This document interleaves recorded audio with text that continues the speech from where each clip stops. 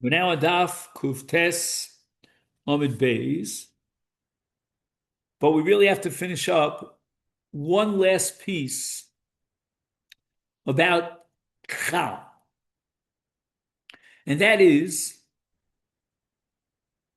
in order to get rid of the milk that's saturated in the Chal, we required Kriya. What happens if he went and he cooked the Chal without doing Kriya? Now, we have to know one thing, which is a Pella. I mean, we didn't really discuss this yet because it's coming way, way down the line. Shechita removes the Shem Chalav. Again, it's a very technical, we'll call it Xeris, because we don't understand why. Chalav, after Shechita, is only the Rabbanan. It's not the real milk. The Rabbanan, rabbinically, prohibited because it looks like milk and it tastes like milk, but it's not milk, halach. It's after Shechita, Shechita removes the Shem Chalav. So now, when you are required to get rid of the milk from the udder, the chal, that's all the Rabbanan. So Rabbanan said the chatchila to get rid of all the milk in the chal, you got to do kriya, but lo karo, ain't no overall. Now, what does Eino overlove mean? In yesterday's daf, we discussed that there are three Isurim in Basar B'chol. In that sense, Basar B'chol is very unique. Bishul, Achila, and Hanoah. So now he went ahead and he cooked Chal. L'chora, he violated the Isur Bishul, which is Doraisa. You get Malchus for that. No, he did not violate the Isur Bishul. Why? Because after Shechita, the Chalav is only the Rabbanon. Can't give Malchus. But you're not allowed to eat it. Ain't no overall. But you can't eat it because midrabanan it's considered chalav. It looks like chalav, tastes like chalav, and so forth and so on. And therefore, when you cooked it together with the meat of the chal, then it's midrabanan basar chalav. Lev karo motzi is dama. Lo karo ain't no overall. Now here we have a problem because what does it mean ain't no overall of? The lev is saturated with blood. The Isur Dam is an Isur Kares. What are you going to tell me that after Shechita it's not called Dam?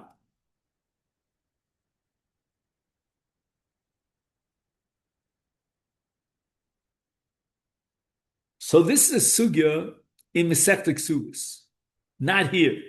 I don't know why it never warranted to be here in Masechta Chullin. But anyway, the Gemara says in Ksubis, I think it's Kuf Yud Aleph, that the status of the Dam is such that although it be Chayv Kores in a behema, but not in the case of an oath. And our Mishnah here is talking about an oath. And the amount of blood that's saturated in the heart of the oath is less than a kazayas. And therefore you're not in violation of Dam. And the Gemara says the following. We're now on the top of Kuf Tes Omid Beis.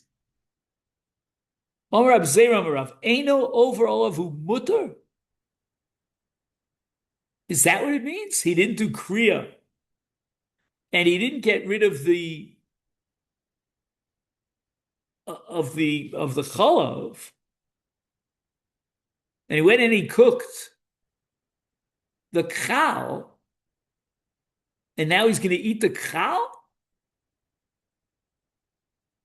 Vanantran ain't overlap but mever hudelo over ha'isura ika. The Rabbanan prohibited the chalav of chal even after shechita. So why are you telling me? The language ain't no overall of would imply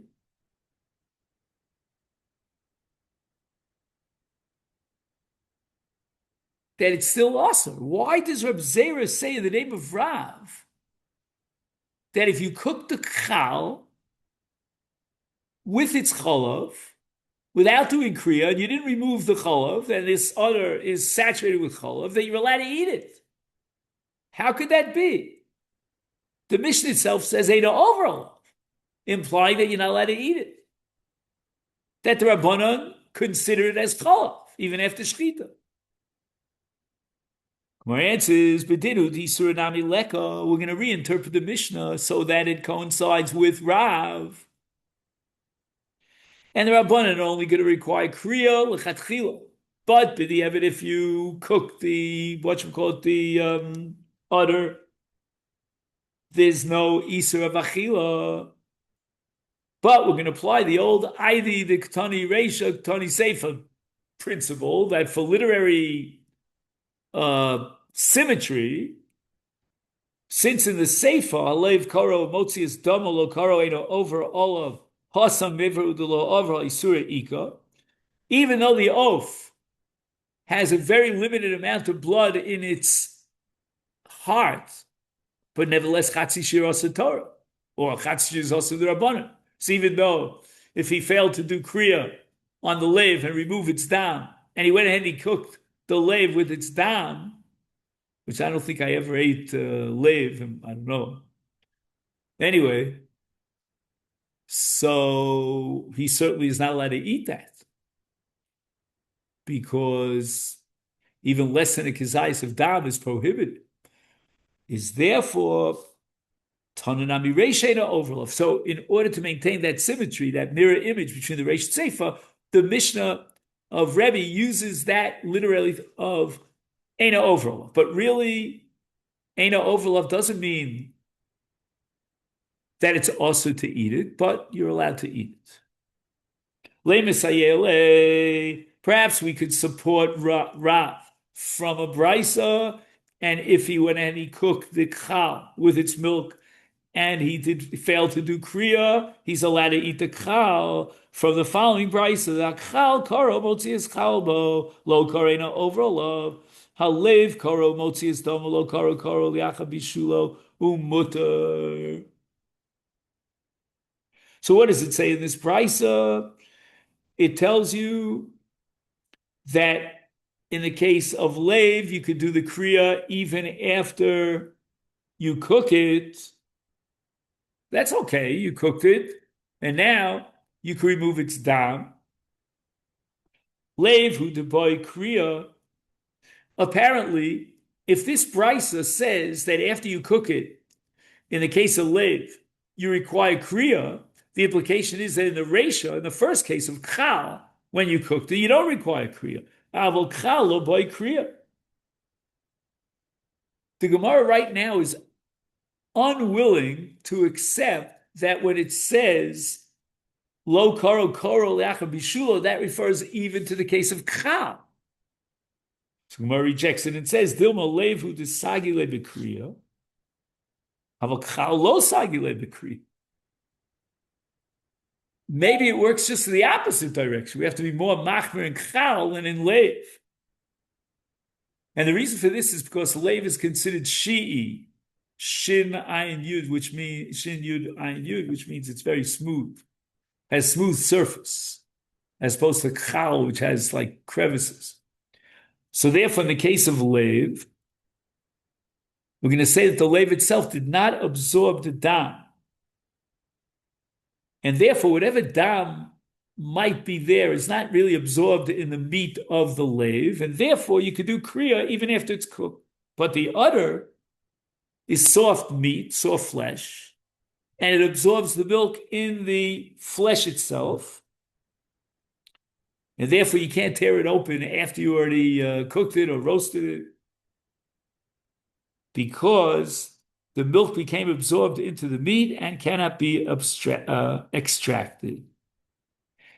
Ika diabri. Now the Gemara has a different transmission of what Rav said on the Mishnah. Omar of Zera Marav Eno overall of the Asur. If he went ahead and he cooked the udder in its milk without doing Kriya, then it's awesome. Let's be medayik in the Mishnah the same way we were before in the first Mishnah. Eno overall of ever hudulo over ha isura ika. And the Gemara says no.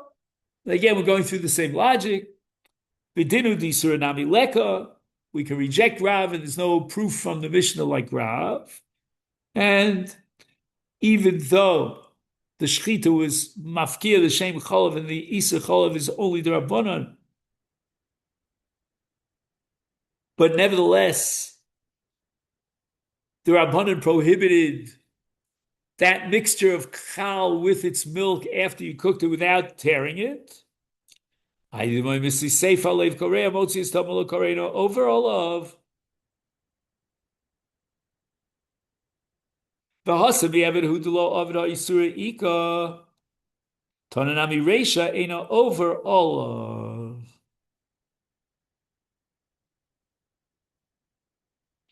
So again, we go back to the same assumption based on the Gemara Ksubis that the oaf is the discussion here in the Brisa, and the amount, the volume of dam in the lave of the oaf is chatzi shir, it's less than a kezayis, and therefore it's asur.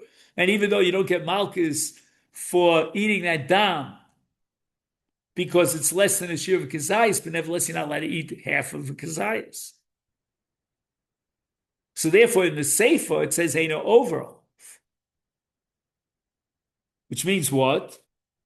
That it's awesome. You can't take the oaf, squeeze out its dam in its lave and eat that dam. That's certainly prohibited, maybe even doraisa, according to Rabbi Yochanan at the end of Maseches Yoma.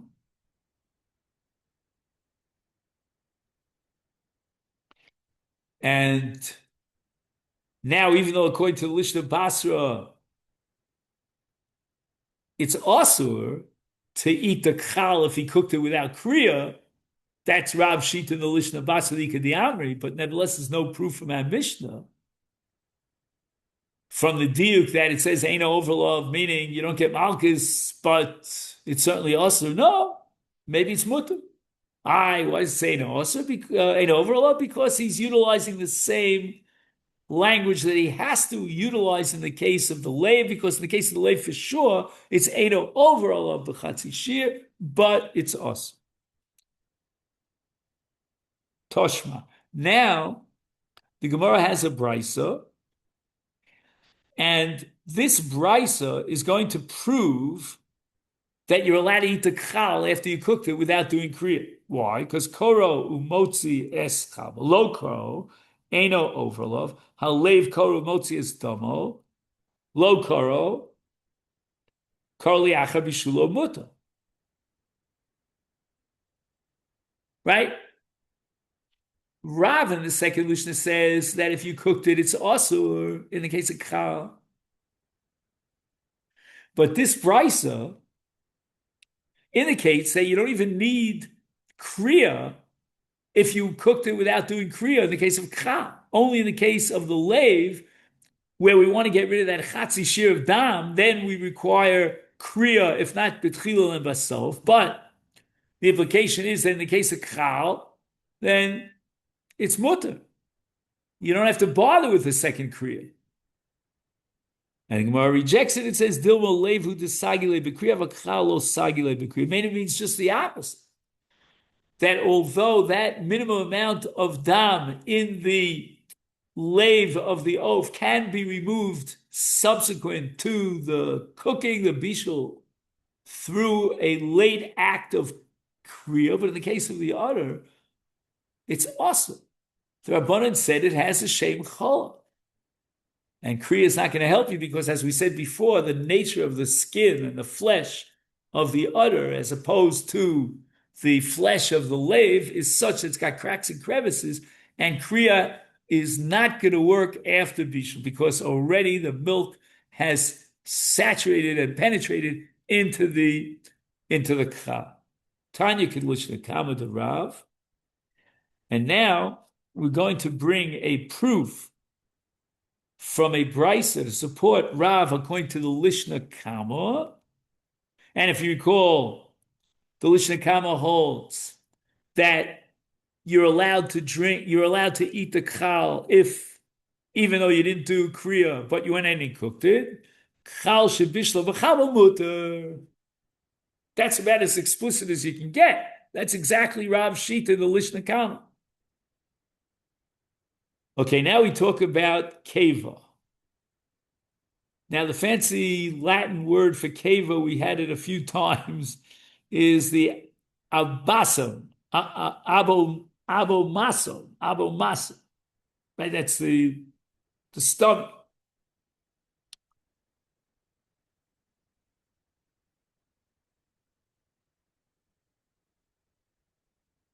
It's actually the fourth stomach of the four stomachs.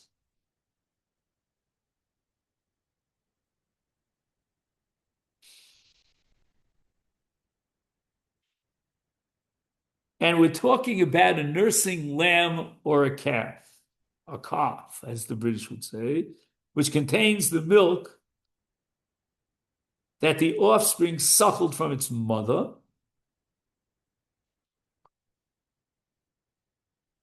And even after the milk reaches that fourth stomach, the abomasum, nevertheless, it's not considered digested. It's still classified as milk. So if you cook the abomasum, meaning the keva, without removing the milk, then you're cooking meat and milk. And you violate the Torah prohibition of bishul bas b'chol. And not only that, if you went and violated that bishul, you're not allowed to eat that combination of the keva with its milk. But then, how is it different than chal? And the answer is, ma hefesh bein zeh lezeh, zeh konos b'me'ov, v'zeh eino konos b'me'ov.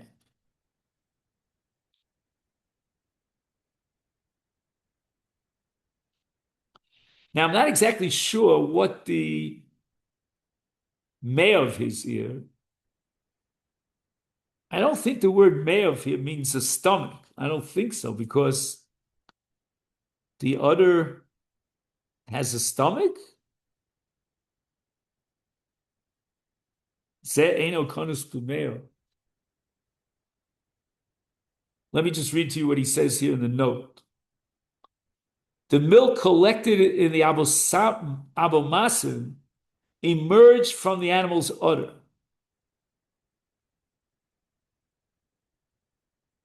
I don't know exactly the physics of it. Once this occurs, it acquires the legal status of cholav. In the case of the chal, forgetting about the keva, the milk never left the animal's udder while the animal was alive.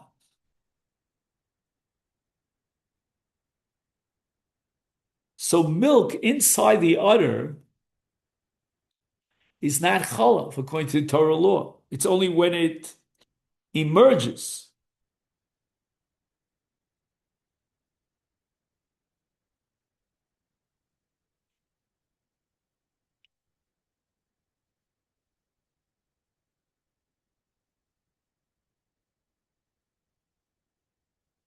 So therefore, the milk is still absorbed within the meat of the udder, the flesh of the udder, never acquires the status of milk at all. So an udder that was roasted with its milk is permitted. So this would support the first lishna of Ra. Okay, let's go on. Ketzad koro. What does it mean, koro? And we're talking about the chal. Omar of Yehuda koro shesi v'orev v'tocho b'kosel. He's got to slice it this way and this way, like an X, shesi v'orev, and then he's got to throw it up and thrust it against the wall so that the milk is removed. Amalei, Rabbi Lazar l'shami. Rabbi Lazar said to his hoizbacha, "Kra li v'ana eich." Tear the udder, roast it, and I'll eat it. Michael Mashmalon. Well, what's Rabbi Lazar teaching me over here? Masnisini. That's exactly what it says in our Mishnah. Hakamashmalon. To lo be'inin shesivi erev v'tocha b'kosel.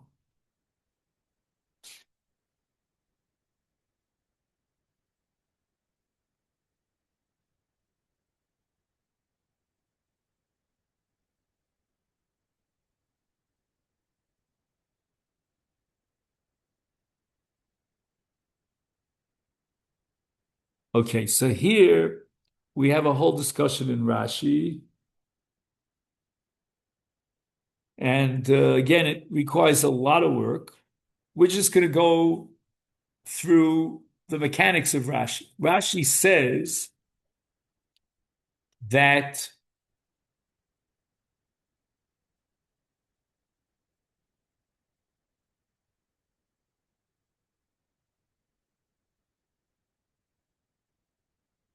there's a difference between bishul and sli, cooking and roasting. In the case of roasting, of tzli, that's where Rabbi Eliezer says, Rabbi Eliezer says that the roasting will remove the challah from the kachal.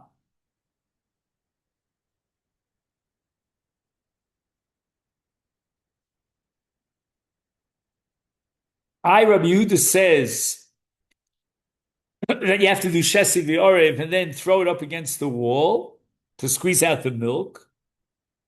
That's for somebody who wants to cook it in water. So the cooking in the water does not really remove the challah that's absorbed inside the kachal, as opposed to roasting. And therefore you have to go through this entire rigmarole of tearing the kachal lengthwise and widthwise with an X form of shesi v'orev, and then tachal b'kosel. Now Yalta was married to Rav Nachman. Apparently she was very sharp. Maybe she had a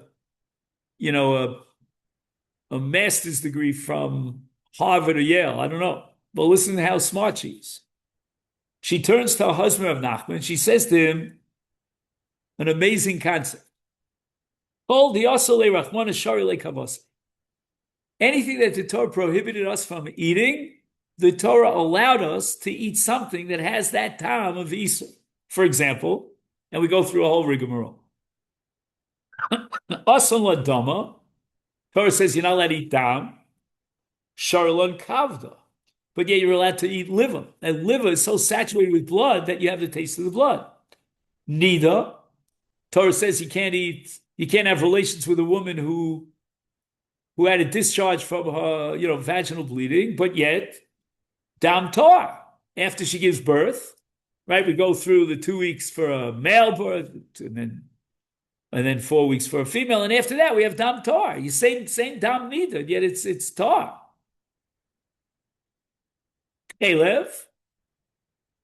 So the deal is that chalev of behema is prohibited, but chalev of a chaya is permissible. Chazir, how can you eat a pig? Mocha de shibuta. Apparently there's some sort of a fish, which is called shibuta. It's a kosher fish, and the brains of the kosher fish taste like pork meat. Unfortunately, we don't know what the shibuta is because we'd all be tasting pork. Gerusa. Okay, we don't know exactly what gerusa is lishna de kavar. So gerusa is a bird, and it's not kosher, but yet the taste of that bird is very similar to the tongue of the fish. Go figure that out. Eishes ish. Now, how could you have the pleasure of having a relationship with a woman who's married? The answer is grusha v'chai bala. Her husband delivered a get. You're allowed to have relations with her. And it's like having relations with a married woman because, there's her husband right over there. They lived as husband and wife for the last 50 years. Eishes ach. You can't have relations with your sister-in-law, but yet Yavana, right? If your brother dies without children, then you miyabim his wife and you marry your Eshes Chach, gooses. Who could ever imagine having relations with a non-Jewish woman? But yet, the Torah has a parsha which we read very recently called Yifas Tar. So now Malta turns to her husband, Rabbi Nachman, and says to him, Be'ina lemechel bisra b'chalva. I'd like to taste basa b'chalva. Come up with something that has the taste of basa b'chalva and it's mutter. Amar lahu Rav Nachman. Rav Nachman tells his cook or his chef, L'tabche, Zviku la kchale. Take a kchal, which is saturated with milk, has the taste of basar, but it also has the taste of color, and roast it on a spit. And it's mutter. You don't even have to remove the chol. Now again, the roasting itself will remove some of the chol, but there's still apparently a residue of cholav, and it's a similar taste of basar b'chol. Frekti Gemara, I don't understand. V'anan tanan koro. You got to get rid of the milk. The answer is ahulik tera. That's only if he's cooking it. But as we saw in the name of Rabbi Lazar, if he's roasting it, he doesn't have to do kriya, and he can simply roast the kchal with the milk inside the kchal, and he'll get the taste of basar b'chol. In fact, the Gemara vaktani shebishlo. The Raisa says that all right, if it was cooked, meaning here cooking means roasting. I mean, very often the Gemara uses the term bishul, and Rashi also referring to roasting. And it says shebishlo mutter. Shebishlo means he went ahead and he roasted it. But lechatchila, apparently he should have cut the cut the udder to remove its milk, even though it's being roasted. Di'evid in lechatchila lo. So how could Rav Nachman tell his chef to roast the kchal without doing kriya and remove the milk? And the Gemara answers, "Who didn't afilu lechatchila." And again, we're going to apply the principle of ayin ktani reisha ktani seifa. Ayin ktani boil misni seifa bekava. Right in the case of the stomach, in the case of the abomasin, right, the fourth stomach, bishla b'chalva asura. Right, we said that the keva has the cholav in it. Tafilu di'evanami lo, which means if you went ahead and you cooked it, you're in trouble because it's saturated with milk. Is therefore taninami reisha shebishla. So we got up to Kisolik Rabbi Elazar, and if it's Hashem, we'll pick that up tomorrow at 9:30. Is that okay? Great. Thank you so much. Have a great day. And Shavua Tov Chosh.